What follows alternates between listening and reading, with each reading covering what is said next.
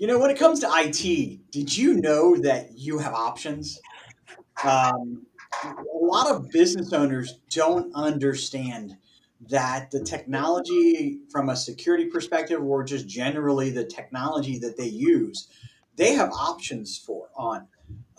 Your IT provider, they kind of many times over pick the technologies for you and tell you what's best. The problem with that is that they may be stuck in a world that isn't changing when the world around them is changing. So when it comes to antivirus, there's options. And so today we're going to talk about antivirus. We're going to talk about the different kinds of antivirus, even though it may seem like a very antiquated conversation. It's not. And if you think it's an antiquated conversation, then you're in that bubble with your IT provider who's not educating you. So me and the Reboot here crew, we're gonna educate you on it on different kinds of antivirus today that's available to you, so that you can have that conversation with your IT provider, saying, "Hey, should we be doing something different, something more?" But before we get started, thank you for joining the Reboot. I am Jim Gast. Out of Cincinnati here, and I'll let these guys introduce themselves. But what we're here to do is help your business reevaluate the decisions that you've made in the past, or the decisions that have been made for you, so that you can get more information and make better decisions from a technology, a security, a marketing, an accounting, an HR perspective. We're all business owners, and so we're here to help you reevaluate these questions. We're joined by and David Luft with LDD Consulting out of Albuquerque, New Mexico. Brian Bracci, B&L PC Solutions on Long Island in New York. And I'm Dave Groot with Windstar Technologies in Culpeper, Virginia. Brandon Bowers with Zentech Data Systems out of sunny South Florida. And behind the curtain here is Ryan Heisler, Computeries, and we're in St. Louis and Chicago. Just so you know, Ryan, we've got you as an avatar on the screen, just so you know. And your avatar flashes for us when you talk, so by all means, you can interrupt without any problems. So before we get started, David Luft, you said something to all of us just a minute ago, and I love that analogy. Could you kind of go into that for us? Yeah.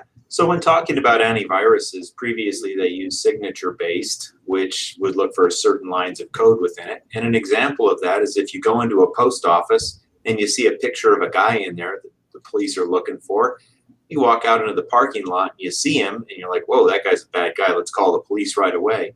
But nowadays, if he has a mask on and some sunglasses and a hat, you might not recognize him. But if you notice that he's looking in every car, you'd think that is a suspicious character. Let's quarantine him for antivirus. And so behavioral based or next generation antivirus, and there's a lot of other features also, is something that's going to look for what files are doing or what's happening on your computer rather than looking for an exact match, which works great in today's 0-day antiviruses that are changing and are polymorphic. Yeah. So old antivirus, you were looking for something very specific. The new antivirus, we're looking for a behavior. Is that to say, guys, that the new next gen isn't looking for those signatures also? I think there are some of them that are do have a signature based aspect, but it's generally, Brandon, I'm sorry, I didn't mean to cut you off. I know you were getting jump in there, but today, most of the signature based products are pulling from a live database on the cloud. So it's not necessarily needing to get a downloaded update to be aware of some of the latest threats, if that makes sense. I was just going to mention, I always use the analogy around the flu vaccine. I find that it just makes sense. And what happens every single year during flu season? People go in, they get the flu vaccine, right? And that flu vaccine is about how effective. It really depends on the year. Maybe it's 70% effective one year, 80%, 60%. But how do they create that flu vaccine? They look at known samples of the flu, what's going on this year, what are the most common strains, and then they create the vaccine based on that. But if it alters ever so slightly, what happens? You get the flu. And the problem with traditional antiviruses is we're talking about binary, we're talking about code. Things need to change just ever so slightly, and then all of a sudden you have a new hash or you have a new signature, that needs to be generated, and that's why a lot of these older systems are falling far behind, because they're either relying on signatures or older technologies that just are not able to determine what's actually happening and prevent it before it happens. It's already too late by the time it hits you.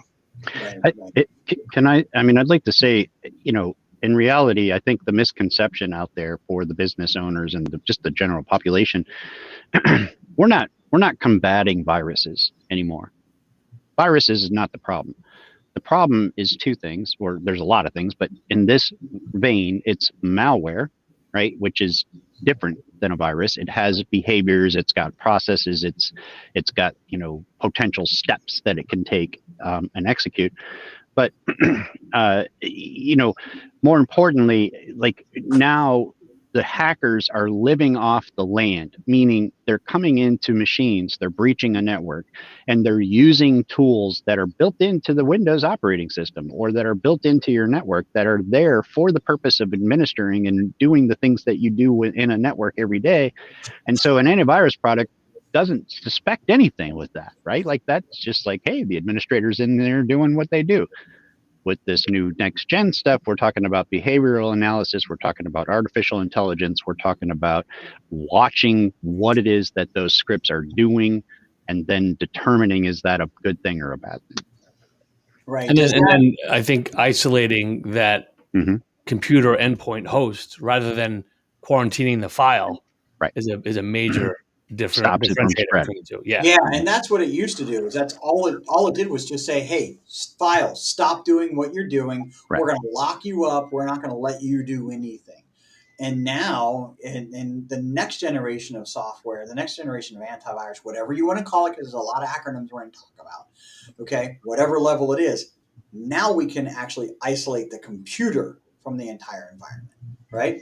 And if you look at the quarantine situation before, I mean, going back the last 20 years, how many times have we had to go in and the thing didn't quarantine everything, or it quarantined too late, right? And now there's all this remediation that has to happen, which I think a lot of the newer solutions in place are more about prevention than detection after that's needed, especially around like using current tools and trying to detect some type of foothold, somebody using existing tools within Windows to get access to the machine, but then preventing the infections from actually ever happening so you don't have to worry about the spread afterwards. Well, let's be honest, the quarantine files actually at one point actually just lived on your server in a folder that could very easily be compromised these days. So yeah, right. I think we said it best on the other show that I'm on, and it is really antivirus in today is almost a last line of defense that isn't even that great anymore because it's not really what they're attacking. So would we all agree that traditional antivirus is a bit antiquated? Mhm. sure. I would venture to almost go as far as to say it's not necessary. I knew you'd say that. So let's talk about what the options are. Okay, let's get into the ladder, if you will. And when I say ladder, I'm talking about climbing the ladder, the rungs.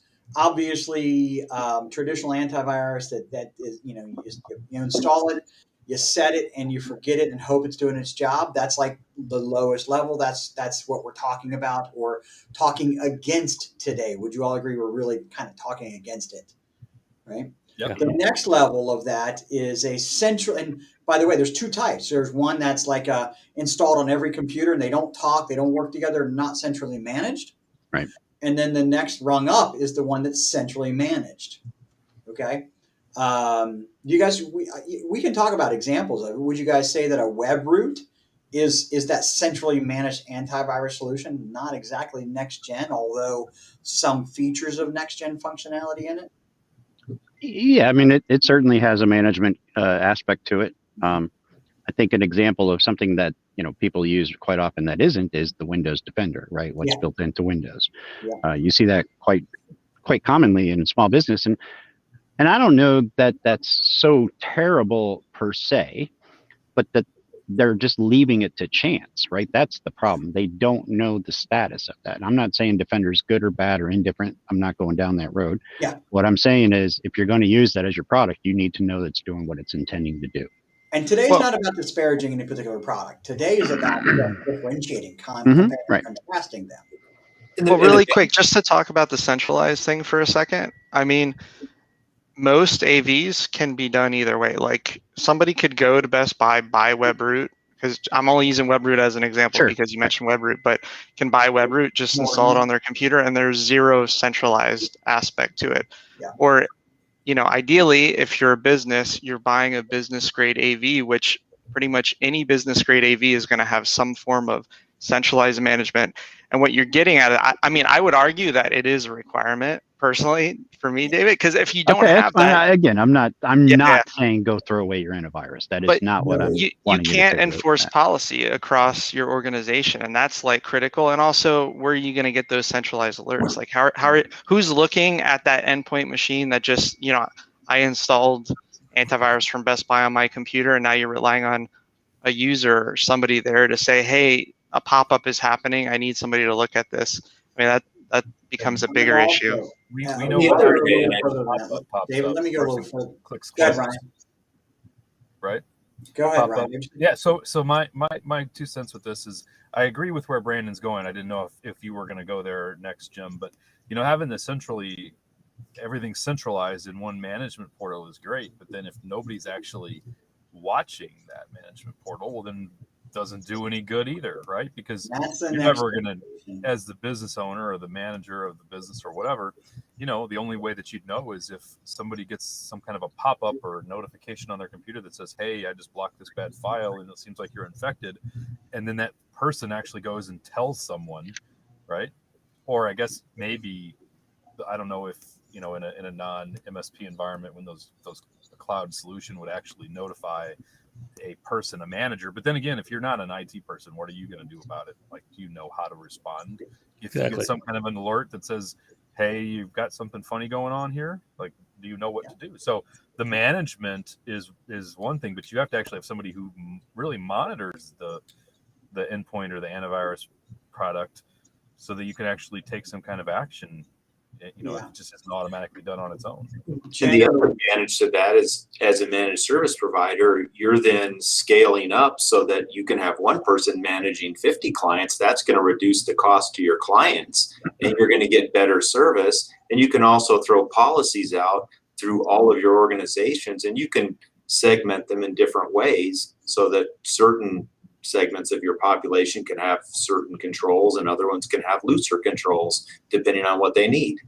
Yeah, right. And it's obviously a self-serving philosophy, right? Because that's what all of us do.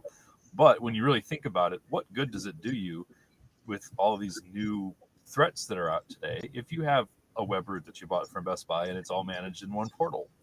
What good does that actually do you? Right? If there's a threat that doesn't get stopped and nobody's watching it, and if somebody is happening to get maybe an email and they don't know what to do about it, what good does it actually do? So it seems self-serving, but it's just, if you look at what the options are and what the possibilities are and what's going to happen, it doesn't make sense that someone who's not educated, you know, isn't watching and then doesn't even know what to do. Yeah, and one more thing, and we'll move into the next generation, which is what we're starting to touch on a little bit here. Typical antivirus still today stops a lot of things. Trojans, all kinds of things are coming all the time. Still to this day, worms, whatever you want to call them, right? And so there is a purpose for traditional antivirus still to this day. All right. I hear you. Sorry, Dave. So let's step up a little bit here, okay?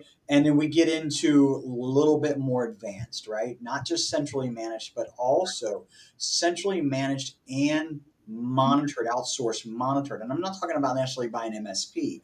Let's talk about the Sentinel ones. Let's talk about, you know, some of those applications, Sophoses and stuff like that. Let's kind of go down that path. What are some of your experiences with those guys? Well, I just want to mention, when you talk about that type of monitoring, what a customer or somebody may hear in the marketplace is MDR, manage, detect, and respond, manage threat response, MTR, anything like that. That's typically what you're talking about there. And a lot of the next gens have a piece of that. One piece is prevention. Another piece is, hey, what is actually happening on the system right now? And I felt like Ryan's example was pretty good, but like, hey, this is a good process, but based on what the process is doing, maybe it shouldn't be doing this. Yeah. So a lot of people use Office, right? And so, hey, you're in a Word document. If your Office application is trying to run PowerShell and connect to the internet, that's probably a bad thing. And that's something that traditional antivirus is not going to know anything about. But when you talk about MDR or one of these other systems, it's going to say, hey, this doesn't look just right. I'm going to either stop it or flag it or run some type of runbook or pre-programmed process to ensure that this doesn't go any further and gets into the right hands. I'd go a little step further on that, in that MDR really looks at a bunch of different things in different places in your environment. So we could be looking at behavior on a firewall. We could be looking at behavior on setting a credential or elevating the permission levels of an administrator on the server, and doing certain things on a PC at the same time. Creating a new admin. Yeah. And MDR correlates all of that stuff in that realm that's not necessarily just on one computer. And that's where you get into really high level of and sophistication of advanced behavioral monitoring and threat management. Hey, all of these things are happening at the same time, and our artificial intelligence model says that these things shouldn't be happening at the same time, and if they are, that's a certain threat. Yeah, and now we shut it down. And then, obviously the obvious point after that fact is when it's being monitored. Typically, it's being monitored by a SOC team, a security specialist team, right? Those folks are, trained in forensics. They can look at these things and they can tell you flat out, this is an issue or this is not an issue. We can let it go. And they can lock that system down, and they can tell you how to handle it as well. How do you remediate it? Mm-hmm. And a lot of these vendors, they have the ability that you can dictate the level that you want there, right? So do you just want the monitoring to where they're going to alert you and you need to remediate, or maybe you want the level where, hey, if it's Friday night at 11 o'clock and you're sitting at home winding down for bed or whatever, you're not looking at your alerts, right? Well, I want the SOC team, if they see ransomware going on or somebody trying to really, attack at a system, it's going to isolate immediately. They're going to remediate and actually do the job, because the more time that something is left exposed, the more potential that you're going to have in terms of losses, so reducing that time to remediation is like ultra important. And I'll add this about an MDR. Many of the MDRs that are not antivirus related, in other words, they don't have their own antivirus, they have an agent that will look at antivirus, that will look at the firewall, that will look at Active Directory, that will look at all of those things. They pull logs from all of those places at the same time. So, and yeah, you're right. I mean, do you want to remediate it, or do you want your IT team to remediate it? Do you even want to know about it? Man, if I think there's a potential ransomware alert, I don't care what time it is. I want to know about it. Well, geez, man, you wait 10 minutes and that's too late. Like you can't. Yeah. I think that I want them to, and many of them, some of them won't take action. Some of them can take action. Let's talk about some specific products out there, guys. I mentioned SentinelOne. I know a few of us use SentinelOne. Some experience with that. SentinelOne, I think Microsoft Advanced Threat Protection, which is a paid for. Silence. Yeah. Silence. CrowdStrike. Yeah. Okay, Brian, are you using CrowdStrike? No, we looked at that alongside SentinelOne, and we ended up going with SentinelOne. But they're both, comparative to each other. There's, it's really a matter of you're not in a bad position with one versus the other, and it's not that alone, like you're saying. We're using a suite of products to handle these tasks. It's not okay. We have SentinelOne and we're good. We don't. That's not how it works. That's where you begin. Exactly. And I think one of the check boxes. This goes back to, hey, you want to use one of the big players. So whether it's Cylance, CrowdStrike, Carbon Black, SentinelOne, Defender, ATP, hey, you've got the product, but is somebody remediating or handling the remediation? Because it's one thing that, hey, yeah, they're stopping now much more than the previous antivirus systems or legacy AVs or whatever you want to call them. But now when all this behavioral data from the logs is getting generated and no one's actually looking and creating the run books or creating automatic remediation or monitoring it at 3 a.m. when an attacker is going to actually do something, then you need to look at some of the more managed solutions that tie into any of those. Like there's plenty out there that can tie into any of these products that we mentioned. And even there's not, and even with SentinelOne, for example, it's not, you don't install it and then just leave it. You still have to manage that product, check the releases of the updated software, what's different, what's not working, and manage it. It's we're in there every day. We're doing something in that portal. And even that, the advanced antivirus is not the end all and say all. It's just like your house. You may have a door on your house. That's going to stop most people, but you still put a lock on your door, and then you put a deadbolt on your door, and now you have an alarm system, and you may have cameras. You've got a whole bunch of different layers, and this is just the next step that's getting, and you have to keep putting additional layers on there to really protect your company from this kind of stuff. Well, that's what how I equate to clients or prospects, is telling them that the house example or analogy is, you have your house, you have it locked, you have it set, and that's your endpoint protection. But where a product like Huntress comes in is, well, if someone does get in your house, how did they get in? And that's where it will identify those footholds. And are they still hiding somewhere? Exactly. Like a German Shepherd in your house that's walking around looking for stuff all day long. Yeah. Right.